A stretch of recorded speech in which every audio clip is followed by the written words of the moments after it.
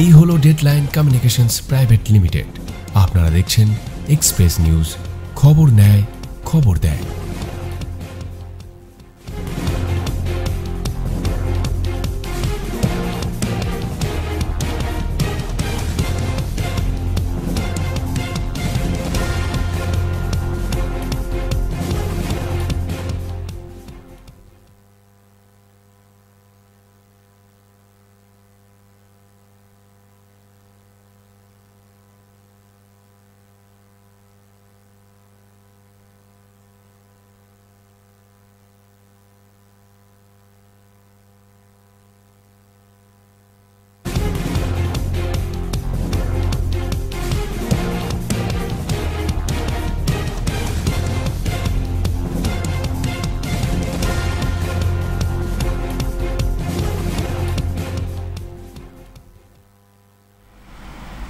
নমস্কার, বিপ্লব ভট্টাচার্য আমি এসে গেছি আপনাদের সামনে। প্রতি সোমবারের মতন আজকেও আমাদের সঙ্গে রয়েছে দুর্গাপুরের এবং দুর্গাপুর সন্নিহিত অঞ্চলের এমন একটি এনজিও যারা বিভিন্ন সমাজের বিভিন্ন সময়ে বিভিন্নভাবে বিভিন্ন লোকেদের বা বিভিন্ন শ্রেণীর লোকেদের কাছ থেকে তাদের সাক্ষরতা, তাদের স্বনির্ভরতার প্রতি বিশেষ নজর দিচ্ছেন এবং সেই বক্তব্যের উপরে বা সেই কর্মকাণ্ডের উপরে তাদের নিজেদের একটা আলাদা স্থান ইতিমধ্যেই সমাজে তৈরি করতে পেরেছেন। তাদের নাম দুর্গাপুর সুন্দরম এবং তাদের দুর্গাপুর সুন্দরমের পক্ষ থেকে আমাদের সঙ্গে আজকে রয়েছেন অদিতি সরখেল, যিনি এই সংস্থার ফাউন্ডার এবং ডিরেক্টর বা সম্পাদকও বলা যেতে পারে। আমরা তার কাছ থেকে জেনে নেব আজকে দুর্গাপুর সুন্দরমের বিভিন্ন কাজকর্মের বিভিন্ন ইতিহাস সম্পর্কে, তাদের ছোট বিভিন্ন রকম পরিচিতি। নমস্কার, দুর্গাপুর সুন্দরমের পক্ষ থেকে আপনাকে জানাই স্বাগত।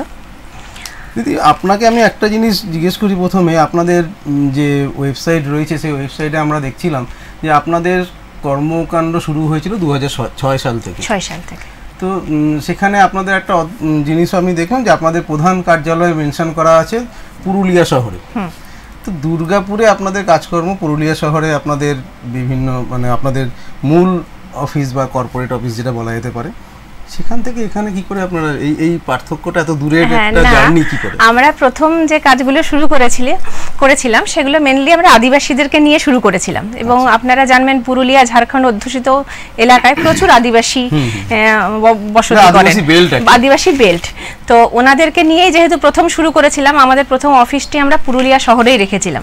সেটা 2006 সালে, মানে যখন আমাদের মাওবাদীদেরকে নিয়ে আপনাদের পূর্ণদমে কিন্তু হয়তো মানুষের কাছে তাদের সম্পর্কে একটা ভয় ভীতি কাজ করে, কিন্তু আপনাকে এটা আমি জানাতে আজকে কোনো আমার দ্বিধা নেই যে আমরা ওই সময় একদম গ্রাসরুট লেভেলে একটা এনজিও হয়ে এবং অল্প বয়স্ক বেশ কিছু ছেলে মেয়ে সবাই মিলে আমরা ওখানে কাজ করেছি, দিনের পর দিন ওখানে থেকেছি, কিন্তু আমাদের কোনোদিন কোনো অসুবিধা হয়নি। এমন মানুষের সান্নিধ্যে এসেছি যে ওনারা আমাকে হেল্প করেছেন। পরে অনেক বছর পরে আমরা জানতে পেরেছি উনি কিন্তু ওই দলেরই কেউ ছিলেন। এটা তো একটা মারাত্মক ব্যাপার, কিন্তু সত্যি সত্যি যেহেতু আমরা মানুষের জন্য কাজ করি না, ওনারাও তো জানেন যে কারা মানুষের জন্য কাজ করেন, তো কোনো রকম কোনো অসুবিধা হয়নি। সেই কারণেই আমরা ওখান থেকে কাজ শুরু করেছিলাম। ওনাদের সঙ্গে কাজ করতে গিয়ে এরকম কোনোদিন ওনাদেরকে আপনি বলছেন যে অনেক পরে আপনারা পরে জেনেছি, তখন জানতাম না। এই যে ধরুন পরিচিতি জানতে পারেননি, অথচ তাদের সঙ্গে দীর্ঘদিন একই জায়গায় কাজ করেছেন, মানুষের উন্নয়নের জন্য কাজ করেছেন, ওরাও তো বেশিরভাগ উন্নয়নের কথাই বলে এসেছে। নিশ্চয়ই, হ্যাঁ, আপনারাও সেই কথাই কাজ করেছেন। কিন্তু পরবর্তীকালে ধরুন 2 বছর 3 বছর কি 5 বছর পরে যখন আপনারা জানতে পারলেন যে ওই ব্যক্তি বা উনি এই সংস্থার সঙ্গে যুক্ত বা এই ধরনের কার্যকলাপ, তখন আপনাদের চিন্তাধারাটা কিরকম মনে হয়েছিল? কিছু চিন্তাধারা হয়নি, কারণ আমরা একদম না গ্রাসরুট লেভেলে মানুষের সাথে মিলেমিশে কাজ করি। তখন আদিবাসীদের সাথে করতাম বলে যে এখন করি না তা না। এখন কিন্তু যে কোনো জায়গাতে আপনি আমাদের যদি ফিল্ডে যান, আপনি দেখবেন তারা কিন্তু মাটির বাড়িতেই থাকে, তারা কিন্তু খুবই সাধারণভাবে জীবনযাপন করে, তাদের কিন্তু কোনো রকম বাহুল্য দেখতে পারবেন না। আর ওই মানুষদের সাথে মিশলে না একটা মানবিকতা, আন্তরিকতার টান পাওয়া যায়, যেটা আমাদের সকল্ড ভদ্র সমাজে বা এই সমাজে চাকচিক্যর সমাজে যেটা পাওয়া খুব দুরূহ, মাটির টান যেটা, সেটা ওনাদের কাছেই পাওয়া যাবে। আর আমি ওনাদের সাথে কাজ করতে ওই জন্যই বেশি কমফোর্টেবল যে সারাদিন শেষে মনের শান্তি খুঁজে পাই কিন্তু আমি ওনাদের সাথে কাজ করি। তো ওইটা আমার পুরোপুরি হয়েছে ওনাদের সাথে কাজ করে। 2006 সাল থেকে কত বছর আপনারা ওখানে কাজ করেছেন, মানে এখনো করছেন নিশ্চয়ই? হ্যাঁ, 2006 সাল থেকে 2011-12 সাল পর্যন্ত আমরা টানা করেছি। হ্যাঁ, পুরুলিয়াতেও করেছি, তার সাথে সাথে 7-8 থেকে আমরা দুর্গাপুর বা এদিকে বর্ধমান জেলাতেও কাজ চালু করেছি। যখন আপনারা ওই তথাকথিত মাওবাদীদের মানে বিস্তারিত এলাকার মধ্যে কাজ করেছেন, নিশ্চয়ই সেখানে দিনে রাতে দুবেলাতেই কাজ করতে হয়েছে। এরকম কোনো এমন কোনো ঘটনা যেটা আপনাদের মনে হয়েছে যে হ্যাঁ ওনাদের কাছ থেকে কাজ করার জন্য হয়তো ওনাদের সহযোগিতা পেয়েছি বলে আমরা কাজটা করতে পেরেছি, এরকম কোনো ঘটনার কথা আপনাদের মনে পড়ে? না, ওনাদেরকে আলাদাভাবে আপনার শ্রেণী আলাদা করে দেওয়াটা মনে হয় ঠিক হবে না, কারণ সাধারণ মানুষ আর ওনাদের মধ্যে কিন্তু কোনো পার্থক্য আমরা পাইনি, আর আজকের দিনেও আমরা মানে আলাদা করতে পারবো না। সুতরাং অন্যান্য মানুষের কাছে যেরকম আমরা সাহায্য পেয়েছি, ওনাদের কাছেও সেরকম সাহায্য পেয়েছি। মানে আমি শুধু কথার খেই ধরে বললাম যে ওই সময়টা আপনাদের হয়তো অনেকে বলতে পারেন যে ওই সময় কি করে তোমরা কাজ করলে, সেই জন্যই প্রসঙ্গটা উল্লেখ হলো। তাছাড়া কিন্তু ওনারাও যা আমরাও তাই, মানে বরং আমরা কাজ করতে গেছি বলে ওনাদের আতিথেয়তা, ওনাদের সহযোগিতাটা আমাদের মুগ্ধ করেছে। ওনাদের সম্পর্কে সাধারণ মানুষ মানে ওই মাওবাদী বা এই ধরনের সম্পর্কে সাধারণ মানুষের যে ধারণাটা আপনাদের কাছে সম্পূর্ণ রকম একটা অন্য ধারণা। আপনারা ওদের সঙ্গে সামনে থেকে বসে কাজ করেছেন, দেখেছেন। মানে শুধু ওনাদের কথা বলবো না, মানে যেহেতু আমরা ধরে রাখুন খুব মানে নানা রকম ফিল্ডে এবং যারা মাটির সাথে কাছাকাছি বা যাদেরকে আমরা ভিকটিম মনে করি তাদেরকে নিয়ে কাজ করি, তো হয়তো দূর থেকে তাদেরকে লোকে খারাপ বলে, কিন্তু আমরা তাদের কাছ থেকে কিন্তু আত্মার টান পাই। যেমন ধরুন আজকে যদি আমি রেড লাইট এরিয়া বলি, ওনারাও কিন্তু মানুষ। আজকে ট্রাক ড্রাইভার যাদেরকে নিয়ে এইচআইভির আমরা কাজ করেছি, ওনারাও কিন্তু মানুষ। মানে আজকে হয়তো কিছু কিছু ঘটনার পরিপ্রেক্ষিতে এমন ভাবে তুলে ধরা হয় যে হয়তো আমরা তাদেরকে একটু অন্যরকম ভাবি, কিন্তু সত্যি সত্যি যদি মানে ওনারা আপনাকে মনে করেন না যে জায়গায় যদি আমরা যেতে পারি এবং ওনারা আমাদেরকে যদি গ্রহণ করেন যে হ্যাঁ উনি আমাদের ভালোর জন্যই কাজ করছেন, তাহলে যেই আমরা সহযোগিতা এবং ভালোবাসা পাই সেটা মানে তুলনা হয় না। মানে আপনাদের দুর্গাপুর সুন্দরম, কিন্তু আপনাদের মানে অস্তিত্বের জন্মটা হচ্ছে আপনাদের পুরুলিয়ার মতন একটা সুন্দর একটা ওখানে কাজ শুরু করি আমরা। মানে ওটাই আপনাদের জন্মস্থান, কিন্তু নামটা আপনাদের দুর্গাপুর সুন্দরম। তো দুর্গাপুরে আপনাদের কি বর্তমানে ওইদিকে কি কাজ আপনারা এখন আর করছেন? না, দুর্গাপুরটা নামটা এই কারণেই রেখেছিলাম, যেটা হচ্ছে ধরুন আমার বাড়ি দুর্গাপুরে। এবারে যখন আমরা কাজ তো শুরু করেছি আগে থেকে, তো কাজ শুরু করার পরে আমরা এনজিও ফরমেশন করেছি।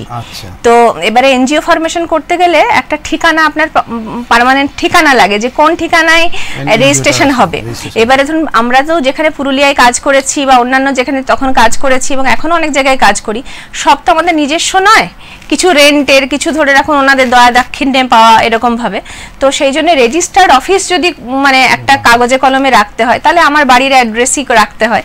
তো সেই কারণেই দুর্গাপুরে নাম দিয়ে, আর সুন্দরম নামটা মানে শুধু আমি দিতে পারতাম, কিন্তু যখন রেজিস্ট্রেশন অফিসে গিয়েছিলাম ওনারা বললেন সুন্দরম অনেক আছে, আগে একটা জায়গার নাম যদি না দেন তাহলে তখন একই রকম হয়ে যাবে, ওই কারণেই দুর্গাপুর সুন্দরম দেওয়া হয়েছে। আপনাদের মানে কাজের যে বিভিন্ন রকম, আমি আপনাদের ওয়েবসাইট এবং ফেসবুক দেখছিলাম, অনেক প্রচুর আপনাদের কাজের বিস্তারিত হয়ে গেছে এবং অনেক দিকে আপনারা ডালপালা আপনাদের ছড়িয়ে গেছে। মূল কোন জায়গাটায় আপনারা মানে নজরটা দেন আর কি আপনাদের এনজিওর? আমাদের মেনলি কাজ হচ্ছে ওমেন এম্পাওয়ারমেন্ট, মানে নারীর ক্ষমতায়ন, মানে এটা নিয়েই আমরা প্রথম কাজ শুরু করেছি এবং এখনো আমরা কাজ করছি। কারণ যতই ধরুন এখন আমাদের মেয়েরা আজকে স্বাবলম্বী হোক বা নিজের স্বনির্ভর হোক, কোনো না কোনো জায়গায় তাদের কিন্তু এখনো সমাজে সমানভাবে পুরুষের সাথে সমানভাবে একই সারিতে দাঁড় করানো যায় না। মানে ধরুন আজকে স্টেজের ওপারে কেউ হয়তো বলতে পারলেন যে নারী মানেই দুর্গার আরেক রূপ, এখন পুজো আসছে বলতে পারেন, কিন্তু যদি দুর্গাই রূপ হয়ে থাকে তাহলে আজকে নারী নির্যাতন কেন হচ্ছে? তো সুতরাং আর্থিকভাবে স্বাধীনতা হলে পরেও বা সামাজিকভাবে হলে পরেও সবাই কিন্তু এখনো সেই জায়গাটা মনে হয় পৌঁছাতে পারেনি। ওই কারণেই যতটা আমাদের সম্ভব আমরা মানে আজকে নিজেরাও যে আমরা বিশাল কিছু করে নিচ্ছি সেটাও না, যতটা হাতে হাতে ধরে এগোনো যায় সেটা চেষ্টা করে যায়। এই মুহূর্তে আপনাদের সদস্য সংখ্যা? সদস্য বলতে দেখুন একটা হচ্ছে যে আমাদের সদস্য খুবই কম, মানে আমাদের 10-11 জন কিন্তু সদস্য এবং প্রত্যেকে হচ্ছে retired doctor, retired teacher, nurse, এইরকম মানে যারা মানে কাজকর্ম ছেড়ে বাকি মানে শেষ হওয়ার পরে বাকি সময়টা সমাজের কিছু কাজের জন্য দিয়েছেন। এবারে অনেক অর্গানাইজেশন এখন আস্তে আস্তে আমি দেখছি যে ধরুন এখন একটা যাকে মানে কারোর সাথে পরিচিত আছে, তাহলে আপনি আমার এনজিওর মেম্বার হন, একটা আপনাকে ফর্ম ফিল আপ করানো হলো, আপনার কাছে একটা একটা বছরে চাঁদা নেওয়া হলো, আমাদের একদিন করে বছরে সম্মেলন করা হলো, এই জিনিসটা আমাদের হয় না। মানে সম্মেলনও হলো, কাজও হলো, সবই হলো, কিন্তু যারা মানে নিঃস্বার্থভাবে নিজেরটাকে একপাশে সরিয়ে সমাজের জন্য যদি একদিনও সময় দিতে পারে, মানে আমরা তাদেরকেই গ্রহণ করি। ওই জন্য যেই 10-11 জন আছে ওনারা পুরোটাই কিন্তু সমাজের জন্য সময় দেন, মানে সময়, শ্রম দেন, সময় দেন, অনেক সময় অর্থ দিয়েও সাহায্য করেন। মানে শুধুমাত্র যে আমরা অনেক মেম্বার বাড়াবো সেইভাবে আমরা করি না। এবার সেই অর্থে দেখতে গেলে আমাদের 2006 থেকে মানে যতজন মহিলারা আমাদের সাথে যুক্ত হয়েছে, মানে আমাদের ট্রেনিং প্রোগ্রাম বলুন, আমাদের হেলথ প্রোগ্রাম বলুন, আমাদের লিগাল এইডসের প্রোগ্রাম বলুন, মানে কম করে 10-12 হাজার মহিলাকে এখনো পর্যন্ত আমরা বিভিন্নভাবে কোনো না কোনোভাবে সাহায্য করেছি। তো সেই সবারই কিন্তু এখনো পর্যন্ত সবাই যোগাযোগ আছে।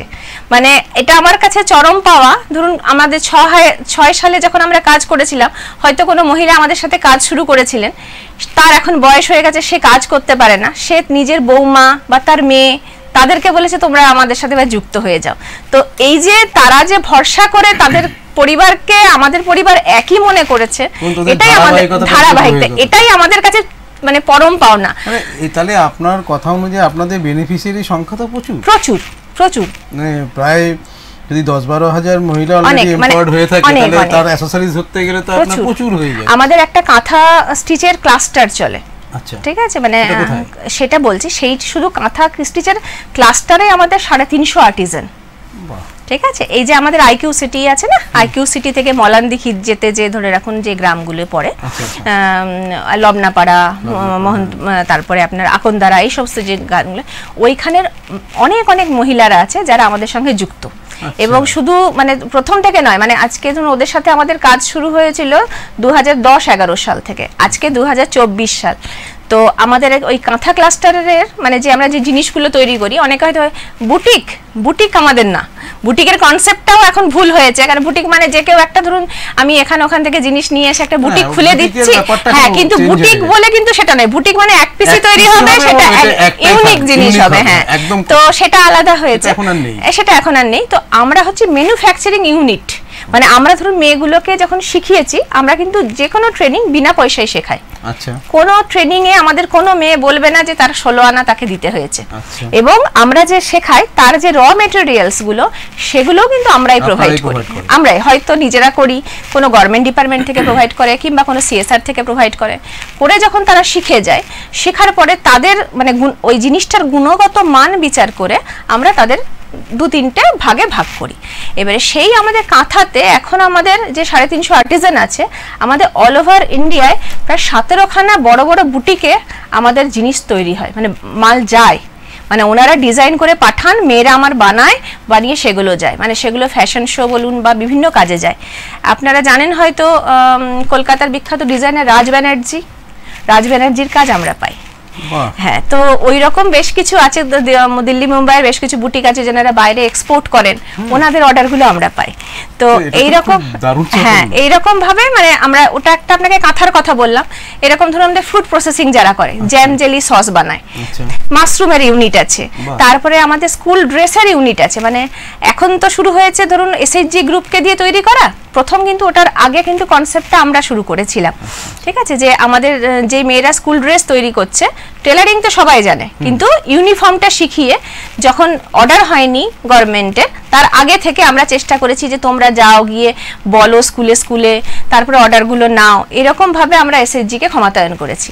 এছাড়া আরেকটা হচ্ছে যে কিছু কিছু কোম্পানি কর্পোরেট যারা বেশ কিছু সিএসআর এ কাজ করে, ওনারা স্লাম এরিয়া এবং গ্রাম্য এরিয়ায় অনেক স্কুল চালান, ওই স্কুলেরও প্রচুর ড্রেস লাগে, সেইগুলো ওই অর্ডারগুলো আমরা ওই এসএইচজি গ্রুপকে প্রোভাইড করি। বিভিন্ন যে আপনার সরকার বেসরকারি প্রতিষ্ঠান আমি দেখছিলাম আপনাদের সঙ্গে কাজ করেছেন, এসআর করেছেন, স্টিল প্ল্যান্টও আছে, অন্যান্য আশেপাশে আমাদের যারা আছে, এরা তো সবাই নিজের নিজের স্থানে যথেষ্ট বড় মাপের। তাদের সঙ্গে কাজ করতে গিয়ে আপনারা যখন, বিশেষত আপনি এই সমস্ত আপনার অর্গানাইজেশনের একটা মূল স্তম্ভ, যেটা আপনারা কাজ করতে গিয়ে কোনো জায়গায় দেখেছেন যে এদেরকে দিয়ে কাজ করাতে গেলে আরো কিছু নতুনত্বের শিক্ষা এদেরকে দেওয়া দরকার, বা আরো ভেতরের থেকে শিক্ষাটাদেরকে দেওয়া দরকার, সেরকম কিছু আপনাদের মনে হয়েছে? মানে আমাদের মেয়েরা সেই লেভেলটা অ্যাচিভ করতে, অবশ্যই কর্পোরেট লেভেল এখন দেখে নেয়, কর্পোরেট লেভেলে একটা কি আছে না, যে কোনো কর্পোরেট লেভেল সে একটু আপ টু মার্ক চায় অবশ্যই, সেই লেভেলটা, এবং আপনি যাদেরকে নিয়ে কাজ করছেন তারা একদম গ্রাউন্ড লেভেলের রয়েছে। অবশ্যই। তো এই যে দুটো জায়গাকে ম্যাচ করে দেওয়া, এটাই তো আপনাদের মেন কাজ। নিশ্চয়ই, নিশ্চয়ই। তো এই জায়গাটা করতে গিয়ে আপনার মনে হচ্ছে কি যে আরো আমাদের শিক্ষাটাকে আরেকটু বেটার করা উচিত ছিল? দেখুন, শেখার কোনো শেষ নেই, মানে আমরা প্রতি মুহূর্তে, মানে আমি নিজের কথাই বলছি, প্রতি মুহূর্তে কিন্তু সবার কাছে কিছু না কিছু আমরা শিখছি। তো আমাদের মেয়েদের যখন প্রথম টেলারিং আমরা শিখি, মানে করাই, বা গ্রামে গঞ্জে যেগুলো হয় একদম কাঁচি কেটে, কাপড় কেটে, ফিতে বেঁধে, ছক ফেলে, মাপ করে হয়, কিন্তু এখন কি আমার মেয়েরা যারা স্কুল ড্রেসের ইউনিট করে তারা কি ওরকম ভাবে পিস টু পিস কাটে? এখন কিন্তু মেশিন আছে যেখানে একসঙ্গে 500 পিস তৈরি হবে। তো সুতরাং যেরকম চাহিদা বেড়েছে, আমাদেরও আস্তে আস্তে আপগ্রেডেশন হয়েছে, ওদেরও ট্রেনিং এর আপগ্রেডেশন হয়েছে, এবং সেইখান থেকে ওদেরকেও আমরা ইমপ্লিমেন্ট করছি। না যে মেশিন এসে গেছে এবং সেই জায়গায় নতুন টেকনোলজি ঢুকেছে, অবশ্যই এই যে গ্রাসরুটের মেয়েদেরকে আপনি একটা মেশিনের সামনে নিয়ে গিয়ে কাজ করানো, সেক্ষেত্রে তাদের কিন্তু এডুকেশন আপগ্রেডেশনও দরকার পড়ে যায়, কারণ সেই মেশিনটা অপারেট করার জন্য তাদেরকে জানতে হবে। এই গ্রাসরুট লেভেলের মেয়েদেরকে বা ছেলেদেরকে আপনারা যখন এই ধরনের আপগ্রেডেড মেশিনের সঙ্গে দিয়ে কাজ করাচ্ছেন, তাদের তখন আপনার কি এই জিনিসটা কখনো মনে হয়েছে যে আমাদের দেশের গ্রাম বাংলার মেয়েরা, ছেলেরা যতটা এগিয়ে আসতে পারছে, ততটা শহরের ছেলে মেয়েরা এই ধরনের কাজের সঙ্গে অতটা আসতে পারছে? এইরকম ফারাক কিছু আপনাদের মনে হয়েছে কখন? না, সেরকম ফারাক বলতে শহরের ব্যাপারটা কি বলুন তো, শহরের ছেলে মেয়েদের নিয়ে কাজ করতে হয় আমাকে। যেমন ধরুন আজকে এই প্রজেক্টগুলো যে দেখাশোনা যারা করে তারা তো আমার শহরের ছেলে মেয়ে, তারা কিন্তু গ্রাম থেকে উঠে আসা মেয়ে না, কিন্তু প্রজেক্টে যারা বেনিফিশিয়ারি তারা গ্রামের মেয়ে। কিন্তু ওই গ্রামের মেয়েরা যতটা এফিশিয়েন্ট বা তাদের যতটা কাজের দরকার বা একটা কাজের প্রতি নিষ্ঠা এবং নিড আছে, যেটা আমার শহরের ছেলে মেয়েদের সবার মধ্যে কিন্তু আমরা পাই না। মানে ওনাদের ব্যাপারটা কি, হয়তো টেকনোলজিতে ওনারা হাই, কিন্তু মানে অতটা দরদ বা অতটা এফিসিয়েন্সি বা মন দিয়ে করা, সেই জিনিসটা ওদের হয় না। আর শুধু কাটিং ড্রেস কেন, আমার স্যানিটারি ন্যাপকিনের ইউনিট আছে, ISPCSR এর সাথে কাজ হচ্ছে, তো ওইখানে আমার 6 মাসে 4.5 লাখ প্যাড তৈরি হয়। 35টা আদিবাসী গ্রামে আমাদের ফ্রি ডিস্ট্রিবিউশন হয় প্রতি মাসে। আমার সেই মেশিন অপারেট করে আমার 6খানে আদিবাসী মেয়ে, সবাই আদিবাসী। আপনার মানে যত শুনছি আপনার সম্পর্কে বা যত আপনাদের এনজিওর যত অ্যাক্টিভিটি আমরা জানতে পারছি বা আমাদের দর্শকরা জানতে পারছেন, সবাই হয়তো ভাববেন যে এই ধরনের এনজিওরা আরও বেশি করে এগিয়ে আসুক, আরও বেশি করে আমাদের মহিলাদের ক্ষমতায়ন হোক আর কি। আরেকটা জিনিস যেটা আমি বলবো, যে আপনারা নারী ক্ষমতায়নের কথা বলেছেন বা স্বয়ম্ভর শিক্ষার কথা বলেছেন, খেলাধুলার দিকে আপনাদের কোনো রকম ইনিশিয়েটিভ নিয়েছেন? না, খেলাধুলার দিকে আমাদের খুব একটা ইনিশিয়েটিভ নেওয়া হয়নি। মানে মেন হচ্ছে যে আমাদের ধরুন প্রথমে আমরা ট্রেনিং দিয়ে শুরু করেছিলাম, বিভিন্ন ভোকেশনাল ট্রেনিং, মানে আজকে বিড়ি বাঁধা থেকে ছাগল পালন থেকে শুরু করে জারদৌসি পর্যন্ত আমার মেয়েরা করে। আচ্ছা, মানে এতগুলো ফিল্ডে আমাদের সমস্ত মেয়েরা কাজ করে। ঠিক আছে, এই যে প্রাণী সম্পদ যেটা আপনি বললেন, ওই জায়গাটা আমি প্রাণী সম্পদের জিজ্ঞেস করিনি, এইটা আপনারা যেটা করছেন এটা তো রাজ্য সরকারেরও বিভিন্ন রকম প্রজেক্ট আছে, আপনারা কি সেগুলোকে অ্যাটাচ করে দেন? হ্যাঁ, অ্যাটাচ করে দিই না। মানে ব্যাপারটা হচ্ছে রাজ্য সরকারের যে স্কিমগুলো আছে না, সব ক্ষেত্রে সব জায়গায় তারা জানতে পারে না, খবর পায় না। সেই অ্যাওয়ারনেস ক্যাম্পগুলো এবং তাদেরকে জানান দেওয়া এবং ব্লকের সাথে তাদের যে যোগাযোগগুলো করা, সেইগুলো আমরা করে দিই। হ্যাঁ, সেই কাজটা আমরা করে দিই, অনেকের উপকার হয়। তারপর যেমন ধরুন মাশরুম চাষ যে করছে, মাশরুমের যে বীজগুলো কিনতে হয় সেগুলো এখানে আমাদের লোকাল মার্কেটে পাওয়া যায় না। এবার ধরুন ওগুলো আমরা হয়তো অন্য কোনো কৃষি কেন্দ্রে পাওয়া যায়, সেখান থেকে যাতে ওরা পায় সেই ব্যবস্থাগুলো করে দেওয়া। তো এইগুলো আমরা করি। মানে প্রথম হচ্ছে 1 নম্বর ট্রেনিং, যাতে দুটো পয়সা তার হাতে আসে, তার একটা জোর হয়, সেটা একটা। তারপরে হচ্ছে মহিলাদের স্বাস্থ্য নিয়ে আমরা প্রতি মাসে, মানে অনেক জায়গায় গ্রাম আছে যেখানে আমাদের প্রতি মাসে ডাক্তার নিয়ে গিয়ে আমরা টেস্ট করি, এবং টেস্ট করার পরে মানে শুধুমাত্র ডাক্তারবাবু দেখলেন তা না, ওনাদের মেডিকেল যে টেস্টগুলো, মানে ব্লাড টেস্ট, সুগার টেস্ট যেগুলো হয় সাধারণত, সেই সমস্ত টেস্ট হয়। এবং টেস্ট হওয়ার পরে ওনাদের যে ওষুধ, মানে মাসের যে প্রেশারের ওষুধ, সুগারের ওষুধ, সেই ওষুধও আমাদের বিনা পয়সা দেওয়া হয়, সেটা আমাদের দেওয়া হয়। এটাতে আমাদের DSPCSR এর মেডিকেল ক্যাম্পগুলো আমরা করি। তারপরে আমরা ঝাড়খণ্ডে করি, ওখানে ঝাড়খণ্ডে তো কলিয়ারি এলাকা, ওটা আরো প্রত্যন্ত, মানে একটা রাস্তা দিয়ে যদি আপনি যান, ফিরবেন যে ওই রাস্তা দিয়ে আপনি বুঝতে পারবেন না, ফিরবেন আবার অন্য রাস্তা দিয়ে, মানে একধারে খাদানটা পড়ছে, ফেরার সময় খাদানটা আবার উল্টো দিক হয়ে গেল, মানে এমনই ওখানকার জায়গা। হ্যাঁ, ভৌগোলিক চরিত্রটা এতটাই বন্ধুর। আর ওখানে আমাদের দুটো প্রজেক্ট, একটা হচ্ছে ডেলি তো ধরুন আমাদের একটা মানে ছোট হেলথ সেন্টার আছে যেখানে আমরাই চালাই, হ্যাঁ, ওই ঝাড়খণ্ডের সিএসআর এ ওখানে। তো ওই চাষনালা বোকারো স্টিল প্ল্যান্টের সিএসআর এ ওই একটা ছোট হেলথ সেন্টারে ডাক্তারবাবুরা বসেন, টেস্ট হয়, ওষুধ দিয়ে যায়। এছাড়া একটা হেলথ অন হুইল আমাদের একটা গাড়ি আছে, যেটা সমস্ত এলাকা প্রত্যন্ত ঘুরে ঘুরে প্রতিদিন মানে মাসে 30 দিনই এক একটা জায়গায় গিয়ে ক্যাম্প এবং ওষুধ এগুলো করে। তো এটা একটা স্বাস্থ্যের হলো, স্যানিটারি ন্যাপকিন একটা স্বাস্থ্যের হলো। আর একটা নতুন যেটা আমরা শুরু করেছি সেটা হচ্ছে রং মিস্ত্রি, আমরা কি জানি কোন জেন্টস তো আমরা নতুন ডিলাক্সের সিএসআর এর সাথে একজন নোবেলের সাথে জয়েন্ট হয়ে হ্যাঁ আমরা করছি মহিলা রং মিস্ত্রি। এবারে যেমন দেখুন এখন আমাদের স্কুলগুলোতে আছে না রং করা ছবি আঁকা দেয়ালগুলো, যেটা এখন হয়েছে, এটা আগে ছিল না। তো ওইটার খাতে প্রতিটা স্কুলে কিন্তু একটা হিউজ পরিমাণ টাকা আসে। তো আমরা যদি এসএইচজি গ্রুপগুলোকে ওই পেন্টিংটা শিখিয়ে দিতে পারি, ওয়াল পেন্টিং গুলো, তাহলে ওই গ্রামের স্কুলগুলোর অর্ডারগুলো ওরা পেতে পারে। তো এই রকম চিন্তা ভাবনা নিয়ে আমরা ওমেন ট্রেনিং শুরু করেছি। এটা এই ধরনের কাজ বোধহয় আমার মনে হয় কিছুটা আপনাদের পুরুলিয়া সাইডেও বোধহয় একটা গ্রামে বা আমাদের এই আকন্দরা এইসব সাইডেও মহানদিঘির দিকে রঙের কাজটাই প্রথম পশ্চিম বর্ধমানে। আচ্ছা, আপনার ওই ছোট যে আমাদের যে মাটির ঘরগুলো সেখানে দেওয়ালে যে আপনার না, ওটা কিন্তু আদিবাসীদের নিজেদের মধ্যেই আছে, ওটা ইনবিল্ড। মানে যে কোনো জায়গায় আপনি আদিবাসী যান, সে তারা কিন্তু তাদের এই যে বাদনা পরব বা সহরাই পরব যখন হয়, তারা দেয়ালে ছবি আঁকে এবং ওটা এক একটা যেরকম ভৌগোলিক চরিত্র অনুযায়ী আলাদা আলাদা হয় না, এক এক জায়গার আদিবাসীদের মোটিভ আলাদা আলাদা রকম হবে। মানে পুরুলিয়ার আদিবাসীদের যে চিত্র আপনি পাবেন আজকে হাতিমারা গ্রামে যদি যান, পুরুলিয়ার হুড়া ব্লকে, মানে ওটা হচ্ছে সবথেকে ফেমাস, এক নম্বর হাতিমারা গ্রামে। তো অনবদ্যতা মানে শিল্প শৈলী। আবার আপনি যদি ঝাড়খণ্ডের দিকে যান দেখবেন অনেকটা পার্থক্য। তো সুতরাং ওইগুলো ওনাদের জাতি বিশেষে, ওনাদের জায়গা বিশেষে ওইগুলোর আছে। আর এটা ওয়াল পেন্টিং যেটা আমরা আপনারা বাড়িতে করি, ওয়াল পুট্টি, ওয়ালে, সেই কাজটা আমরা শেখাচ্ছি মহিলাদের। মানে যদি আপনারা যেতে এখন চান, এখন আমাদের দিন 15 ট্রেনিংটা চলবে এখানে আঙ্কারা গ্রামে, ওই পারুলিয়ার কাছে যেটা আছে নাচন ড্যাম্পের পাশেই, ওই একদমই মানে ওরা পাথর খাদানে কাজ করতো, পাথর খাদান বন্ধ হয়ে ওদের এখনো রুজি রুটির খুব অসুবিধা। তো ওদেরকে এইভাবে বোঝানো হলো যে তোমরা রোদে জলে ঝড়ে যে কাজটা করবে সেটা তো অনেক কষ্ট, ওই মজুরি বা ওর থেকে বেশি মজুরি যদি তোমরা ছাদের নিচে করো তাহলে তোমাদের কষ্টটা কম। তো সেই কারণে ওইখানে ট্রেনিংটা আপাতত চলছে। হ্যাঁ, আশা করছি আগামী দিনে মানে ওরা আরো অনেক বেশি কাজ পাবে আপনাদের সহযোগিতায়। এই কাজটা শেখার সঙ্গে সঙ্গে ওরা যে শুধু স্কুলগুলোতে কাজ পাবে তা না, ওরা তো বড় কর্পোরেট জায়গায়, হ্যাঁ কর্পোরেটে, পঞ্চায়েতে, যে কোনো জায়গা থেকে। আজকে আপনার বাড়িরও যদি কিছু দরকার হয় আপনি ওদের সাথে কন্ট্যাক্ট করে আপনি করাতে পারেন, যতটা সহযোগিতা করা যায়। এই যে আপনাদের যে বিভিন্ন ধরনের আপনারা ইনোভেটিভ আইডিয়া নিয়ে আপনারা কাজ করছেন, এইসব কাজগুলো করতে গিয়ে বাধাগুলো কোথায় আছে আপনাদের? আছে তো নিশ্চয়ই, বাধা তো অনেক কিছুই আছে। এত স্মুথ আপনি যতটা বলতে পারছেন ততটা নিশ্চয়ই আপনাদের কাজের ক্ষেত্রে হয় না, সেটা তো নিশ্চয়ই না। বা সেগুলোকে ওভারকাম করেন কিভাবে আপনারা? দেখুন, বাধা প্রতি মুহূর্তেই আছে, ঠিক আছে, চলতে গেলে বাধা তো আছে। আর সব বাধা যে আমরা অতিক্রম করতে পারি সেটাও নয়, ঠিক আছে। কোন জায়গা থেকে, মানে সমাজের কোন শ্রেণী থেকে বা কোন লেভেল থেকে? সব শ্রেণী থেকেই বাধা আছে। যেমন ধরুন আমরা যে মেয়েদেরকে ট্রেনিং করাই না, প্রথমে তো তার বাড়ি থেকেই বাধা আসে, তার হাজবেন্ডরা ছাড়ে না যে ট্রেনিং করে কি হবে, ক টাকা রোজগার করবে।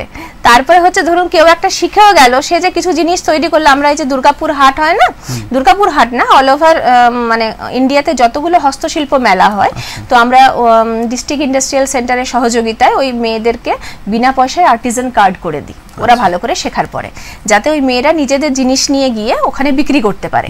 এবং ওই যে যাওয়া আসা থাকা একটা টিএডিও কিন্তু সরকার থেকে ওদের দেয়, ঠিক আছে। হ্যাঁ, আর যেটা বিক্রি হলো সেটা তো ওনাদের এক্সট্রা। তো সেই যে মেয়েরা একটা মানে গোষ্ঠী করেও কয়েকজন মিলেও যে একটা যাবে বাইরে মেলা করতে, সেটাই তো তার পরিবার সব পরিবার থেকে ছাড়ে না। তো ওটাই তো প্রথম বাধা মেয়েদের। তারপরে তো ধরুন এই যে স্বাস্থ্য সচেতনতা, আমরা আদিবাসীদের যে নিয়ে স্যানিটারি ন্যাপকিনের কাজ করছি, তো আমরা আজকে বিনা পয়সা দিচ্ছি বলে ওনারা প্রতি মাসে পাচ্ছেন। ওই 20 টাকা 30 টাকার প্যাকেটও কিন্তু বাড়ির পুরুষ সদস্যরা ওনাদেরকে কিনে দেন না এত কিছুর পরেও। তো বাধা তো সব ক্ষেত্রে আছে। একটা জিনিস আমি একটু অন্যরকম ভাবে জিজ্ঞেস করতে চাইছি, হয়তো এটা আপনাদের কাছে কিছুটা হলো বিড়ম্বনার জায়গা তৈরি করতে পারে। আর্টিজান কার্ড আপনারা যেটা তৈরি করে দেন, আপনার কি মনে হয় যে সব আর্টিজান কার্ডগুলোই বাস্তবিকভাবে আর্টিস্টরাই পাচ্ছে? দেখুন ওখানে ব্যাপারটা হচ্ছে আর্টিজান কার্ডটা যখন তৈরি হয় না, তখন কিন্তু বসে যে আমরা কাজ করে পরীক্ষা নিয়ে যে কার্ডটা হয়, সেই সুযোগটা কিন্তু সব ক্ষেত্রে সব জায়গায় হয় না।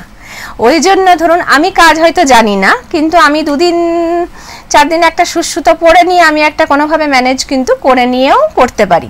আবার করে নিলাম, তাহলে বলবেন তাহলে তোমার জিনিসপত্র হচ্ছে কেন। এবার এখন ওই যে বললাম বুটিক মানেটা লোকে বোঝে না, তো বিভিন্ন খোলা মার্কেটে তো অনেক রকম জিনিস পাওয়া যায়, নিয়ে এসে আমি বুটিক করে নিচ্ছি। তো আজকে মানে আমি আমার নিজের ক্ষেত্রে বলছি, আমি লেডি ব্রেবন 3 বছরের একটা ডিপ্লোমা করা আছে আমার, ঠিক আছে। লেডি ব্রেবন ডিপ্লোমা হচ্ছে যে নিডল ওয়ার্ক, কাটিং, এইগুলোর হচ্ছে সর্বশ্রেষ্ঠ ডিগ্রি। মানে এই ডিগ্রিতে আগে কিন্তু ওয়ার্ক এডুকেশনের টিচার হিসেবে রিক্রুট করা হতো, ঠিক আছে। তো সেইখানে আমি যেহেতু ওই ডিপ্লোমাটা করেছি, ওটার যদি স্টিচিংয়ের ফোর দেখেন না, সামনে পিছনে আপনি বুঝতে পারবেন না, এত মিহি সুন্দর কাজ হয়। তো আজকে ওই যারা ধরে রাখুন বুটিক করছে তাদের কাজ আর আমার কিছু কিছু মেয়ের এ শ্রেণীর কাজ, দুটো পাশাপাশি ফেললে আপনি পার্থক্য বুঝে যাবেন। না সেটা তো না, সেটা তো অবশ্যই আপনাদের যেগুলো বলছেন আপনি তার দেখে আমাদের একটা সামগ্রিক একটা চিত্র আমাদের চোখের সামনে চলে আসছে যে আপনারা কতটা অন্তর থেকে কাজগুলো করেন। কিন্তু আমার প্রশ্নটা আর্টিজান কার্ডের এই জায়গাটাই ছিল যে মিসইউজও আর্টিজান কার্ডও তো হচ্ছে, সবকিছুরই হচ্ছে, সুতরাং ওটাই বা বাদ যাবে কেন। যাই হোক, আমার আরেকটা যেটা আপনাদের সম্পর্কে জানার খুব ইচ্ছা, যে আপনাদের ওয়েবসাইটেও আমি দেখছিলাম প্রচুর সরকারি বেসরকারি এবং ব্লু চিপ লেভেলের বলা যেতে পারে অর্গানাইজেশনের সঙ্গে আপনারা কাজ করছেন। তো এই যে কাজ করার, এটা তো নিশ্চয়ই একদিনে তৈরি হয়নি, এটা 2006 থেকে আজকে 2024, মানে 18 বছর, প্রায় 18 বছরের কাছাকাছি আপনারা কাজ করছেন। এই যে এত বড় এতদিনের জার্নিটা আপনাদের, এই জার্নিটার মধ্যে এমন কিছু ঘটনা বা এমন কিছু এইগুলো করতে গিয়ে এমন কিছু বাধা, যে বাধাটা ধরুন আপনাদের আজও মনে হয় যে ওই বাধাটা যদি আমরা তখন হ্যান্ডেল করতে পারতাম বা আমরা যদি সাকসেসফুলি ওটাকে ওভারকাম করতাম, আমরা হয়তো আরো 5টা বছর এগিয়ে যেতাম, এরকম কোনো ঘটনা মনে পড়ে? দেখুন ওরকম মানে ভালোটা যেরকম আছে তার তেতো ভাগটা প্রচুর আছে। মানে আজকে 100-র মধ্যে যদি বলতে হয়, আপনি ধরুন আজকে যদি 50ও না 40 ভাগ আমি বলি, আমি যতটা খেটেছি ততটা আমি 100-তে 40 পেয়েছি, 60 কিন্তু আমি পাইনি, ঠিক আছে। সেই না পাওয়ার কিন্তু অনেক যন্ত্রণা আছে, অনেক কিছু আছে, কিন্তু সেগুলো মানে সবার সামনে বলাটাও সবসময় হয়ে ওঠে, মানে সম্ভব নয় এই বর্তমান সমাজে। কিন্তু একটা জিনিস বলবো যে যোগ্যতার মূল্যায়ন যদি হতো বা এই মানে স্বজন পোষণটা যদি না থাকতো, তাহলে অনেক ক্ষেত্রে আরো অনেক কাজ করা যেত। আপনাকে ছোট একটা ঘটনা বলি, যেমন আমাদের যে 18 রুম হোস্টেলে যেটা অ্যাড্রেস আছে দেখবেন আপনি, বাড়িটাই মানে যদি কোনোদিন যান একবার ওই ফাঁক দিয়ে জাস্ট একবার ঘুরে যাবেন, তাহলে আপনি দেখবেন কত ছোট্ট আমাদের অফিস রুমটি। তাহলে যেখানে আমাদের এতগুলো কাজ হচ্ছে, আপনি মানে কাজের সত্যতা মিথ্যতা আমি তো আপনাকে গিয়ে দেখিয়ে দিতে পারবো, তাহলে সেখানে আমাদের জায়গাটা তো আর একটু বড় হওয়া উচিত ছিল।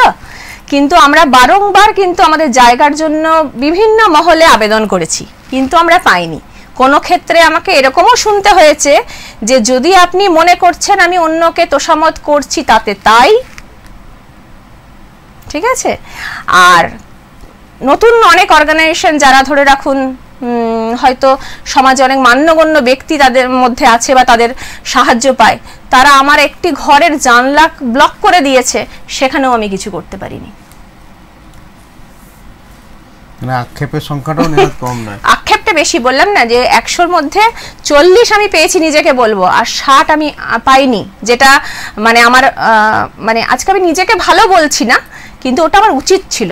মানে আমি এরকম মানুষ নয় যে আমার দোষটাকে আমি দোষ দেখবো না, আমি দোষ দেখলে নিশ্চয়ই আমি মাথা নত করব, কিন্তু এই জিনিসগুলো যদি একটু আমি সহযোগিতা পেতাম সবার, তাহলে আমি আজকে আরো কিছু কাজ করতে পারতাম, আরো কিছু কর্মসূচি। হ্যাঁ, মানে আমি এটা মনে করি ধরুন আমি কাজ করছি না, ভগবান আমাকে হয়তো ওই কাজের জন্য পাঠিয়েছেন, তো সেই কাজটা যতটা আমি করে যেতে পারবো সেটুকুই আমার পাওনা, আর কিছু নয়। আপনাদের এই যে যেখানটায় আপনি বললেন না যে আপনার অফিসের জায়গাটা একটু যদি বেশি হতো তো আপনারা একটু বেশি ভাবে কাজ করতে পারতেন, একটু স্বচ্ছন্দভাবে কাজ করতে পারতেন। হ্যাঁ, অবশ্যই। এই জায়গাটা থেকে আমি আরেকটা জিনিস জানতে চাইবো, যেটা হচ্ছে যে কাজ করছেন অনেককে নিয়ে, কিন্তু আপনাদের বেনিফিশিয়ারি সংখ্যাটাও আমি দেখছিলাম প্রায় এই মোমেন্টে যদি আপনাদের সঙ্গে আপনার কথা অনুযায়ী ভিত্তি করা হয় 15 থেকে 20 হাজারের কাছাকাছি। এত সংখ্যক মানুষ আপনাদের সঙ্গে রয়েছে, এত মানুষের গুড উইশ আপনাদের সঙ্গে রয়েছে, তাহলে অসুবিধাগুলো আপনাদের মানে ওভারকাম করতে এত, আমরা ঝুপড়িদেরকে নিয়ে কাজ করি, মানে উইদিন কোর্ট, যারা ধরে রাখুন করে তারা আমাদের সম্বন্ধে আরেকজনকে মানে অন্যদেরকে মন্তব্য করছে, ওটা তো ঝুপড়িদেরকে নিয়ে কাজ করে, আমরা সোকল্ড বড়সড় ব্যক্তিদের নিয়ে করি না। না খুব ছোট্ট কথায় অনেকগুলো কথা বলে যাই হোক, খুব ভালো। আমি আরেকটা জিনিস জানবো যে আপনি খেলাধুলা নিয়ে এই মোমেন্টে এই সময়ে আপনাদের কোনো সেরকম কোনো চিন্তাভাবনা এই সময় নেই, শিক্ষা নিয়ে তো আছে? হ্যাঁ, শিক্ষা আমাদের চলে, আমাদের 2-3টে স্কুল চলে। অ্যাডাল্টারি কোনো এডুকেশন না, অ্যাডাল্টারি এডুকেশন না। আমরা যেটা করি, যেমন আমাদের পানাগড়ে তিলকচন্দ্রপুরের ওখানে একটা আছে, আবার এই আঙ্কারাতেও আমরা শুরু করেছি, যেটা হচ্ছে যে আমরা যে সমস্ত মানুষদের সাথে কাজ করি ওনারা তো ম্যাক্সিমাম হচ্ছে ফার্স্ট জেনারেশন লার্নার। তো বাচ্চারা যেটুকু স্কুলে পড়ে যায়, বাড়িতে যখন তারা যায় তখন সেই পড়াটাই যে আরেকবার করে পড়বে সে সুযোগটা থাকে না। কারণ হয় ধরুন মা কাজ করে আসছে, মা হয়তো বাচ্চাকে ধরতে বলছে বা জল আনতে বলছে বা ভাতের হাঁড়ি নামাতে বলছে, বাবা মদ খেয়ে এসে মায়ের উপর অত্যাচার করছে, তাহলে সেইটুকু শিশু মনকে আমরা আর কিভাবে বলবো যে তুমি বাড়ির থেকে পড়াটা করে এসো। তো এবং ওদের ধরে রাখুন এমনিতেই নুন আনতে পান্তা ফুরে অবস্থা, তো সবাই যে টিউশনি দিতে পারে তাও না, তাও অনেকে ম্যাক্সিমাম লোকের বাড়িতে ধরুন কাজ করে যারা দেখবেন টিউশনিটা ঠিক চেষ্টা করে যে 500 টাকা হলেও টিউশনিটা করলে যদি আমার ছেলে মেয়ে একটু ভালো শেখে। হ্যাঁ, তো সেইটা চিন্তা করে আমরা দুটো স্কুল চালাই, যেটা হচ্ছে স্কুলের পরে মানে প্রতিটা বাচ্চার নাম কিন্তু স্কুলে আছে, তারা স্কুলে পড়ে। এই যে প্রাইভেট যে টিউশনটা যেটা বলছে, সে টিউশনটা আমরা বিনা পয়সায় দিই, মানে সহযোগী স্কুল। মানে যার ধরুন 10টা স্কুল, সে ভোর 6টা থেকে 8টা পর্যন্ত আমাদের স্কুলে পড়ে গেল। আবার ধরুন যার 10টা থেকে 4টে স্কুল, সে আবার 4টের পরে 5টা থেকে 7টা পর্যন্ত আমাদের কাছে পড়লো। সেই জন্য এইটুকু কিছুটা আমরা সহযোগিতা করতে পারি। আরেকটা হচ্ছে শনি রবিবারগুলো, মানে আমাদের ধরুন যাদের অভাব নেই তাদের ছেলে মেয়েদেরকে তো আমরা নাচ শেখাচ্ছি, আঁকা শেখাচ্ছি, ক্যারেটা শেখাচ্ছি, অনেক কিছু শেখাচ্ছি। ওরা কোথা থেকে পারবে? কিন্তু ওদের মধ্যে কিন্তু মানে সুপ্ত শিল্প সত্তা থাকে, ওদের মধ্যে কিন্তু স্পোর্টসম্যানশিপটা থাকে, যেটা হচ্ছে সেই কারণেই আমরা ওই বাচ্চাদেরকে শনি রবিবার নাচ গান আঁকা এবং খেলাধুলা করাই। মানে আমাদের স্কুল কিন্তু কোনোদিন বন্ধ হয় না। তো তিলকচন্দ্রপুর যে স্কুলটা চলছে সেটা আমাদের 150 বাচ্চা আছে। কি নাম সেটা? কোনো নাম নেই আমাদের, সেরকম ভাবে ব্যানার নেই, জাস্ট নাম ওটা মানে চলছে। আপনি যদি যান দার্জিলিং মোড় থেকে ওইদিকে, আপনি দেখবেন ঠিক হেলথ সেন্টারটা থেকে তাকালেই দেখবেন দোলনা টোলনা সব করে ঘেরা একটা জায়গা আছে, ওইটা আমরা চালাই। ওটা আগে পিনাকল ইনফোটেক আমাদের ফান্ডিং করতো, এখন মানে কোভিডের পর থেকে ফান্ডিং গুলো আমাদের বন্ধ আছে, তো আমরা নিজেরা চেয়ে চিনতেই চালাই। আবার এই আঙ্কারা গ্রামেও আমরা আরেকটা শুরু করেছি। তো চলছে টুকটুক করে, মানে আপনাদের সবার সহযোগিতায় চলে যাচ্ছে। এবার আমি একটা জিনিস জানতে চাই, সেটা হচ্ছে এই যে আপনি বললেন যে নাচ গান শিক্ষা বা অন্যান্য যে সহযোগী শিক্ষাগুলো রয়েছে সেগুলো আপনারা করাচ্ছেন, সেখানে তো শিক্ষকদের প্রয়োজন পড়ছে। হ্যাঁ, সেই শিক্ষকদেরকে আপনারা সাপোর্ট দিচ্ছেন কেমন? হ্যাঁ, তারা তো একটা সমাজে অবশ্যই মানে কিছু কিছু যেমন ধরুন মানে এখন MA BEd করা ছেলে মেয়ে চাকরি পায়নি, বসে আছে, টিউশনি করে, সেই রকম কিছু ছেলে মেয়েকে আমরা কিছু কম পারিশ্রমিকে পাই, এটা একটা। আর সেরকম আমরা কিছু কিছু উচ্চ মাধ্যমিক মাধ্যমিক প্রাইমারি স্কুলের শিক্ষকও আছে যারা আমাদের কাজ দেখে বলেন যে সপ্তাহে একটা দিন আমি তো তোমার বাচ্চাদেরকে এগুলো পড়িয়ে দিয়ে আসবো, আমি অঙ্কটা বুঝিয়ে দিয়ে আসবো, আমি আঁকাটা শিখিয়ে দিয়ে আসবো, সেরকম মানুষও আছেন। এই যে আপনি এমন কিছু মানুষের কথা বললেন যারা আপনাদের সঙ্গে স্বইচ্ছায় যোগাযোগ করে বা স্বইচ্ছায় তাদের শ্রম দিতে এগিয়ে আসে, এই মানুষগুলোকে আপনাদের মানে সংখ্যাটা কি দিনকে দিন আমার মনে হয় যে সমাজে এই মানুষের সংখ্যা বাড়ছে আরো নাকি কমছে? না, অদ্ভুত প্রশ্ন কিন্তু। হ্যাঁ, অদ্ভুত প্রশ্ন। এবারে কমছে বাড়ছে সেটা এটা দিয়ে কিন্তু আমি সমাজের একটা জায়গার মানে সমাজের একটা চালচিত্র খোঁজার চেষ্টা করছি। অনেকেই কিন্তু মানে দেখে এগিয়ে আসছে, এটুকু বলতে পারো। মানে আগে যদি ধরে এখন একজন দুজন কে আমরা পেতাম, এখন কিন্তু ওনাদের ছবি ছাপা যখন আমরা মানে মেন হচ্ছে যে আমরা খুব একটা প্রচার প্রথম থেকে করিনি। মানে এখন যেমন ধরুন আমরা কাজ শুরু আগেই একটা গাছ পুঁতছি, সেটাও একটা ব্যানার, সেটা মানে আমাদের করা হয়নি, কিন্তু মানে কাজের সাথে সাথে এবং সমাজের ধারাবাহিকতা দেখে এখন আমাদের ফেসবুক পেজ হ্যানা তেনা অনেক কিছু করতে হচ্ছে, কিন্তু মানে পুরোটা করে উঠতে পারিনি, তাও যতটা করা উচিত ছিল। তো সেইটুকু মানে ওই খবর দেখে বা জেনে বা আমাদের ফিল্ডে গিয়ে কারু কাছ থেকে শুনে অনেক মানুষ আসছেন যারা বলছেন যে আমার সময় সুযোগ মতন আমরা একদিন করে যাব, তুমি বলো আমাদের সময় মতন করে দিয়ে আসবো। তো এইগুলো একটা সুবিধা আমাদের। মানে এইগুলো এই যে মানুষ যারা আপনাদের সঙ্গে আসবেন মানে বিনা পারিশ্রমিকে তাদের প্রচুর মানে তাদের যে মূল সময়ের একটা অংশ আপনাদেরকে দেবেন এবং তাতে যে সমাজের একটা অংশের বিরাট অংশের একটা আপনার খুব উপকার তৈরি হবে, কিন্তু এটাও তো মানুষের কাছে পৌঁছানো দরকার। নিশ্চয়ই। এই আপনি কিছুক্ষণ আগে আপনার সঙ্গে যখন আমাদের এই অনুষ্ঠান শুরু হওয়ার আগে আপনার সঙ্গে একটা জায়গায় আলোচনা হচ্ছিল যে আমরা অতটা মানে প্রচার করতে পারছি না, পারিনি, অনেকটা আপনারা চানওনি, কারণ আপনারা প্রথম দিকে আপনারা চাননি, কারণ আপনারা প্রথমে চেয়েছিলেন যে আমরা সত্যিকারেই মানুষের জন্য কাজে করব আর কি।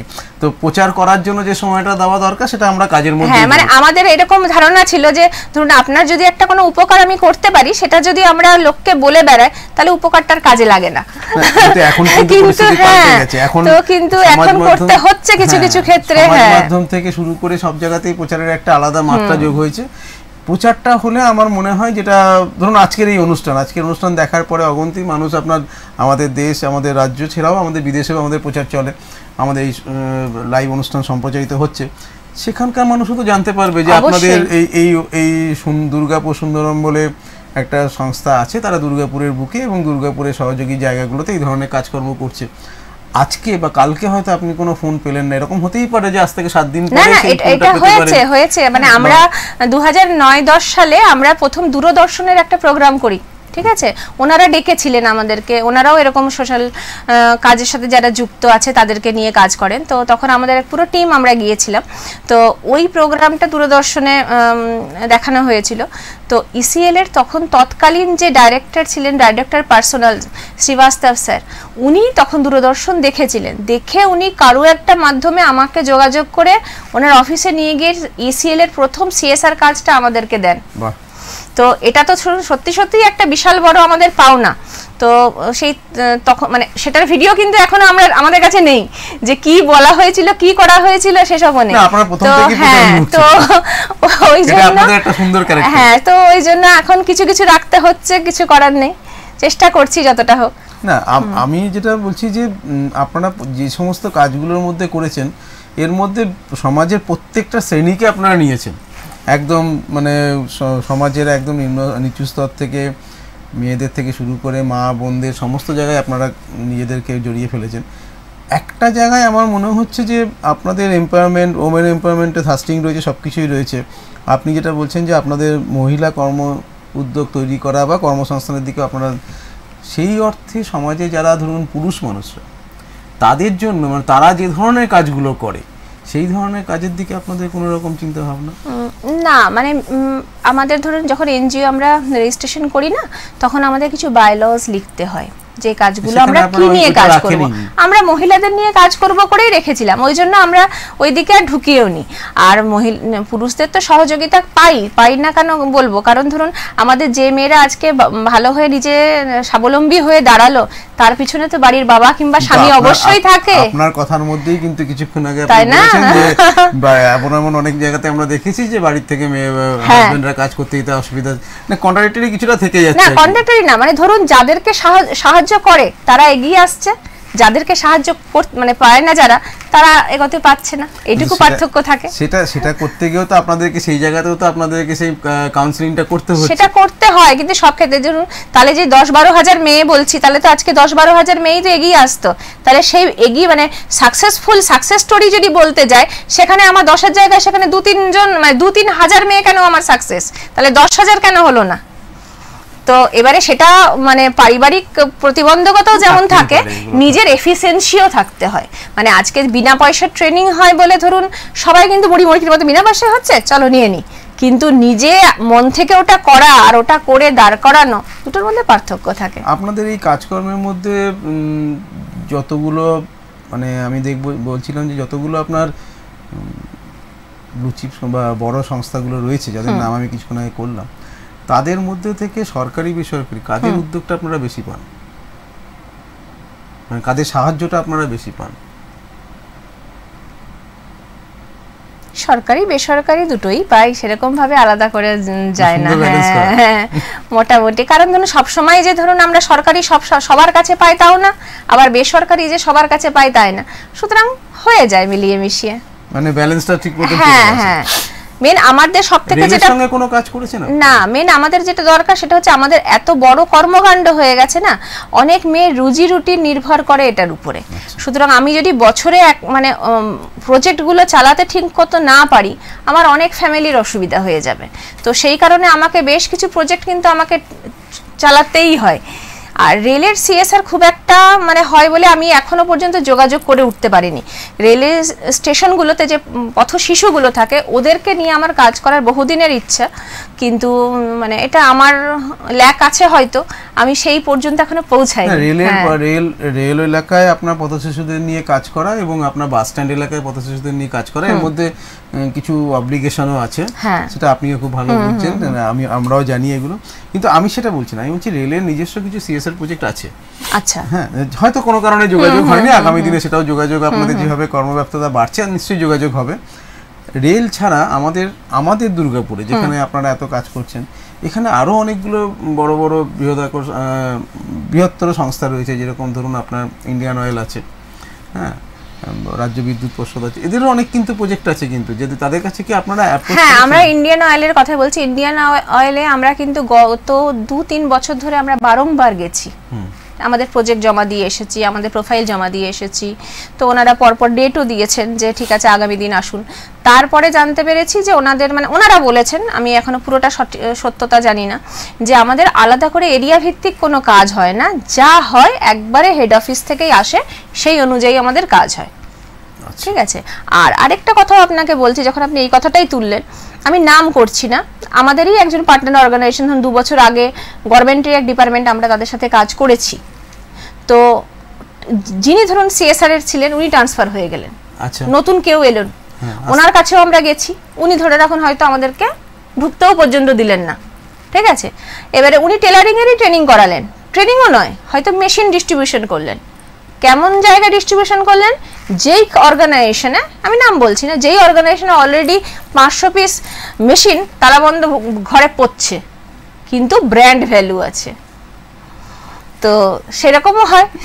এই যে আপনি যেটা বললেন না, এটা কিন্তু মানে আপনার ক্ষেত্রে নয়, সবার ক্ষেত্রে। হ্যাঁ, এটা হতে পারে যে আপনি হয়তো সেই অর্গানাইজেশনের বা অন্য কোনো এক্সওয়াইজেড কোনো অর্গানাইজেশনের সঙ্গে কাজ করতে গিয়ে তাদের ঠিক যে পয়েন্টে পৌঁছানো দরকার সেই পয়েন্টে হয়তো আপনি কোনো কারণে পৌঁছাতে পারেননি, সেটা না পৌঁছানোর জন্য অনেক রকম, হ্যাঁ নিশ্চয়ই আমাদের মধ্যে কোনো খামতি রয়ে গেছে, নিশ্চয়ই খামতি রয়ে গেছে। আমি যেটা জানতে চাইছি যে আমাদের এখানে দুর্গাপুরের বুকে যে সমস্ত বড় শিল্প কলকারখানাগুলো রয়েছে, তাদের আপনার মতন আরো অনেক এনজিও কাজ করছে, তারা যদি কাজ পায় তাহলে আপনিও কেন কাজ পাবেন না? এটা একটা বড় কথা। নেক্সট হচ্ছে আপনি কাজটা পেলে তাদেরও যে সিএসআর এর যে উদ্দেশ্য সেটাও আরো সাধিত হবে, আপনার কাজটাও সাধিত হবে। এটা একটা দেখুন ভাইসা ভার্সা ব্যাপার। তো এবার এই জায়গাটাতে আপনার যেটা মনে হচ্ছে কি, যে আপনাদের কোন কোন ক্ষেত্রে আপনাদের ল্যাক, মানে আপনাদের পিআর এর ক্ষেত্রে ল্যাক কি, মানে পাবলিক রিলেশন অফিসারের ক্ষেত্রে ল্যাক কি, আপনাদের মুখপত্রের ক্ষেত্রে ল্যাক, এই জায়গাগুলোকে আপনারা কিভাবে দেখছেন? আগামী দিনে এগুলোকে কিভাবে, মানে আপনি নিজে একজন এমন জায়গা থেকে পড়াশোনা করে এসেছেন যেখান থেকে আপনার এই ধরনের এডুকেশনগুলো খুব তাড়াতাড়ি আসে আর কি। না, সেরকম ল্যাক যদি বলতে হয় তাহলে বর্তমান সমাজে পিআর এর ক্ষেত্রে আমাদের ভীষণভাবে ল্যাক আছে। তার কারণ হচ্ছে আমরা তো মানে সকালবেলায় ঘুম থেকে উঠে নিয়ে আমরা কোন ফিল্ডে কি হবে এটা ভাবি, কোন কর্পোরেটে গেলে কি কাজটা কাকে বললে কাজটা হবে, কোন রেফারেন্স দিয়ে কাকে বলালে কাজটা হবে, এই জিনিসটা আমরা করতে পারি না। তো সেটা একটা ভীষণ বড় আমাদের ত্রুটি, মানে বর্তমান সমাজে এটা ত্রুটি। শুধু কাজ করলেই তো হবে না, ওই যোগ্যতাটাও থাকা দরকার, সেটা আমাদের হয়তো সব ক্ষেত্রে হয়ে উঠছে না, যার জন্য আপনাদের সেই জন্য আমাদের অনেক জায়গায় আমরা পৌঁছাতে পারছেন। আরেকটা জিনিস যেটা আমি জানতে চাইবো সেটা হচ্ছে যে মানে আমাদের যে সমাজ ব্যবস্থার মধ্যে না অনেক ধরনের মানে বাধ্যবাধকতা বলুন, অনেক ধরনের আপনার নিয়ম কানুন, এগুলো আজও চলে আসছে। আপনারা বিভিন্ন জায়গায় বিভিন্ন সেগমেন্টে কাজ করছেন, এই ধরনের মানে ধরুন কোনো একটা জায়গায় আপনি গেছেন একজন এনজিও হিসেবে, কোনো একটা সম্প্রদায়ের কাছে গেছেন কাজ শেখানোর উদ্দেশ্যে, অর্থাৎ প্রথম থেকে আপনাদের মানসিকতা ছিল যে এই জায়গাটায় আমরা যদি এই কাজটা করাতে পারি তাহলে এই শ্রেণীর মানুষদের একটু উন্নতি হবে, এটাই তো আপনাদের মূল মোটো। এইটা করতে গিয়ে সেই শ্রেণীগত দিক থেকে কোনো রকম বাধা পেয়েছেন? না, শ্রেণীগত দিক দিয়ে সেরকম কোনো বাধা পাওয়া যায় না। তার কারণ হচ্ছে আমরা যে কাজগুলো করি সেখানে তো ধরে রাখুন ম্যাক্সিমাম বিনা পয়সা, এবং এই মানে যে কোনো এই ধরনের প্রত্যন্ত এলাকায় ওরা বলে বিনা পয়সায় যেটুকু পাওয়া যায় সেটুকুই, মানে 2 টাকার চাল পেলে সে চালটা খাওয়া যাক আর না যাক সেটাই ভালো, আবার বিনা পয়সায় ট্রেনিং শিখে আমি কিছু শিখতে পারি আর না পারি সেটাই ভালো। সুতরাং এরকম একটা মানসিকতা থাকে। তো কিন্তু আরেকটা জিনিস যেটা আমরা ফিল করি বা পার্থক্য আছে কিছু কিছু অর্গানাইজেশনের বা চিন্তাধারার মধ্যে, যেটা হচ্ছে ধরুন আমি ভাবছি যে কোনো একটা গ্রামে গিয়ে টেলারিং শিখিয়ে দিয়ে আসবো, তাহলে টেলারিং যদি আমি সবাইকেই শেখাই অর্ডারটা দেবে কে, তাই না? তো ওই জন্য আমাদের মানে যেহেতু আমরা সোশ্যাল ওয়ার্কের স্টুডেন্ট, আমি সেই হিসেবে বলছি আমাদের যখন কোনো এলাকায় প্রজেক্ট করতে হয় না, প্রথমে আমাদের এলাকাটা সার্ভে করি। মানে সার্ভে মানে এই নয় যে কেমন জায়গাটা, ওখানকার মানুষরা কেমন, কি চায়, ওখানে কি রিসোর্স আছে, ওখানে কোন জিনিসটা হলে মার্কেট সার্ভেটা করলে ওখানে বিক্রি হতে পারে, তার আশেপাশে কোনটা ডিমান্ড আছে সেইভাবে। যেমন ধরুন এখানে প্রতাপপুর গ্রাম আছে, প্রতাপপুর গ্রামে এসে যে অনেক কাজ হয়, কিন্তু প্রতাপপুর গ্রাম হচ্ছে বাঁশ ঝাড়ের একদম খনি, যত দেখবেন মোড়াগুলো আছে আসে না সব প্রতাপপুর গ্রামে, তো ওরা মোড়ার ঝুড়ি ছাড়া কিন্তু জানে না। কিন্তু ওখানে বাঁশের যখন আমরা ট্রে এবং ফ্যান্সি ফ্লাওয়ার ভাসের ট্রেনিং করলাম, দেখুন মেলাতে দাঁড় করে এত মাল বিক্রি যে ওরা দিয়ে কুলাতে পারছে না। তো সুতরাং এটা তো আপনাদের বিরাট সাকসেস। হ্যাঁ, তো সেই রকমই মানে ওটাও একটা জায়গা বলে না, যে কোনো জায়গাতেই আমার মনে হয় প্রজেক্ট শুরু করবার আগে ওই স্টাডিটা সবথেকে বেশি দরকার। ওই স্টাডি যেটা, হ্যাঁ ওই স্টাডিটা ঠিকঠাক হলে মানে অর্ধেক কাজ হয়ে যায় ওখানে। আপনাদের এই কাজের মধ্যে পরিবেশগত কাজ কিছু আছে? বৃক্ষরোপণ করি, সারা বছর ধরে বৃক্ষরোপণ করি। মানে এমনিতে ব্যক্তিগতভাবে বৃক্ষরোপণ আর বৃক্ষ পরিপালন বলছি, ব্যক্তিগতভাবে আমি প্রচন্ড গাছ পাগল মানুষ। আচ্ছা, মানে আমার নিজস্ব মানে কোথাও যদি ধরুন গেলাম কাজে, আমি শুধু ফেরার সময় বাস ভাড়াটুকু পকেটে আছে কিনা ওটা দেখে বাকি টাকা সব আমার গাছ হয়ে যায়, মানে দেখতে পেলেই। তো সেইখানে ধরুন কোনো একটা গাছ যখন মারা যায় বা শুকিয়ে যায় না, নিজেরই মনে হয় যে আর কিছু করবো না, আগে গাছটা কেন হলো না, মাটি করো, তার জল দাও, তার এই হলো কেন ওটা হলো। তো যেহেতু নিজে একজন আমি বৃক্ষ প্রেমী বা উদ্ভিদ প্রেমী, ওই জন্য গাছের ব্যাপারটা আমার কাছে খুব সেন্সিটিভ। মানে গাছ, পশু পাখি এই ব্যাপারগুলো আমার কাছে খুবই, মানে আমার তো মনে হয় মানুষের থেকে ওদের সাথে থাকলে বেশি শান্তি পাওয়া যায়। তো শুধু গাছ লাগিয়ে ছাড়ি না, আমরা হয়তো বছরে 500টা গাছই লাগাই, কিন্তু 500টা গাছ বড়ও করি। পরিবেশ নিয়ে আমাদের দুর্গাপুরে প্রচুর বিতর্ক আছে। হ্যাঁ হ্যাঁ, আমাদের বর্তমান আপনি হয়তো নিজেও জেনেছেন বা বিভিন্ন পত্রপত্রিকায় আমরা লেখালেখি করেছি যে আমাদের এখানকার জলবায়ুর একটা ব্যাপক পরিবর্তন হচ্ছে, এখনও চলছে, আগামী দিনেও চলবে। এই জায়গার উপর আপনাদের কাজ করার কোনো ইচ্ছা বা ভবিষ্যতে কোনো চিন্তাভাবনা আছে? এই মুহূর্তে সেটা নেই, কারণ না ওই লেভেলে কাজ করতে গেলে অনেক বড় সড়ো প্ল্যান করতে হবে। প্রথম হচ্ছে ম্যান পাওয়ার বিশাল লাগবে, একটা ভালো প্ল্যান লাগবে। ভালো প্ল্যানও যদি হলো, ম্যান পাওয়ারও যদি হলো, আমি কোনো জায়গায় প্রপোজাল সাবমিটও করলাম, তখন সে আমাকে প্রশ্ন করবে ক্রিডেন্সিয়াল কি আছে। তাহলে ধরে রাখুন আজকে সব কাজে কিন্তু ক্রিডেন্সিয়াল হয় না। আজকে কোভিডের আগে যারা কোভিড কেয়ার করেছিল তাহলে ক্রিডেন্সিয়াল ছিল কি? ছিল না, তাই না? তো কাজ করতে করতে শিখে যাওয়া যায়। তো সুতরাং সেইখানে হয়তো আটকে যাবে একটা কথা। আর দ্বিতীয় হচ্ছে যে গাছ নিয়ে বা পরিবেশ নিয়ে যদি কাজ করতে হয়, প্রথমেই তো আমাদের বৃক্ষছেদন যেগুলো হচ্ছে সেটাকে বন্ধ করতে হবে। সেটা কি আমরা বন্ধ করতে পারছি? মানে আমি আমার আশেপাশেই বলছি, ধরুন আমি একটা স্কুলকে চিনি যার সামনে একটা বিশাল বড় অশ্বত্থ গাছ ছিল, মানে যেটা হতে প্রায় 100 বছর সময় লেগেছে। একটা তাদের শেড হবে বলে দিনের দিন গাছটাকে কেটে বিক্রি করে দিল। কিন্তু সেখানে রাজনীতির দাদারাই কিন্তু আছে, তারাই কিন্তু শেডের পয়সা দিল। তারা কেন বললো না যে ওই জায়গাটা গোল করে ঘিরে গাছটাকে রেখে তোমরা করো, তাই না? তাহলে আজকে ধরুন আমি তো একা বৃক্ষটাকে গার্ড করে দাঁড়াতে পারবো না, বা 10টা মহিলাকে সচেতন করলেও করতে পারবো না। সুতরাং যে কোনো জিনিসের সমাজের উন্নয়ন করতে গেলে নিচতলা থেকে উপরতলা সবারই একই সুর হতে হবে, তবে গিয়ে করা যায়। আপনার যে বিভিন্ন রকম কথাবার্তা, বিভিন্ন রকম আপনার যে উপলব্ধি, সেগুলোর থেকে একটা জায়গায় মানে খুব খুব সুন্দরভাবে বোঝা যাচ্ছে, বা আপনি খুব সুন্দরভাবে বাইপাস করেন কোনো একটা জায়গায়, বা রাজনৈতিকভাবেই হোক বা অন্য কিছু প্রশাসনিক দিক দিয়ে হোক, আপনার একটা ক্ষোভ আছে। এই ক্ষোভটা কেন? ক্ষোভ না, রাজনৈতিক ক্ষোভ নয়। কারণ না, রাজনীতির অনেক জন আছেন যারা আমাদেরকে অনেক সাহায্য করেছেন। যেমন আমি বলি, এই যে মেয়েদের হস্তশিল্পের যে জিনিসগুলো বলছে না, ওই যাতে হাটে বিক্রি করতে না হয়, ওই মেয়েগুলোর জিনিসগুলো বিক্রি করবার জন্য আমাদের একটা আউটলেট করা আছে সিটি সেন্টারে, যেখানে অনন্যা রেস্টুরেন্ট আছে, তার সামনে দেখবেন কুটির শিল্প বলে একটি বোর্ড আছে বড় করে। ওইখানে আমার সমস্ত মেয়েদের হাতের কাজের জিনিস থাকে, একদম আচার, জ্যাম, জেলি, বড়ি, ধূপকাঠি থেকে শুরু করে সবকিছু। ওই দোকানটি ইনোগ্রেশন করেছিলেন আমাদের তৎকালীন এডিডি এর চেয়ারম্যান তাপস বন্দ্যোপাধ্যায়, এবং উনি আমাদের কাজকে যথেষ্ট উনি সাহায্য করেন, মানে সহানুভূতির সঙ্গে দেখেন।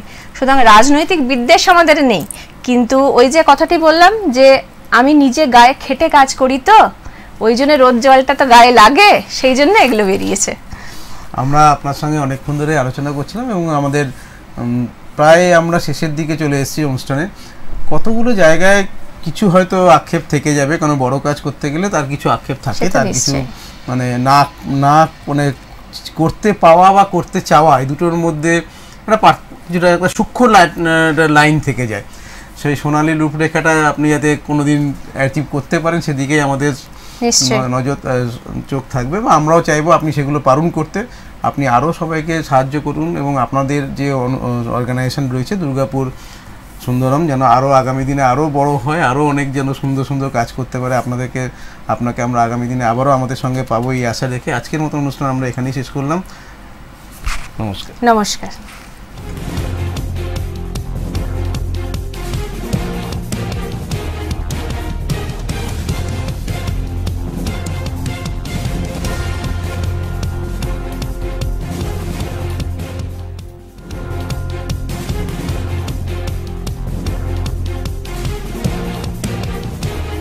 এই হলো ডেডলাইন কমিউনিকেশনস প্রাইভেট লিমিটেড। আপনারা দেখছেন এক্সপ্রেস নিউজ, খবর নেয় খবর দেয়।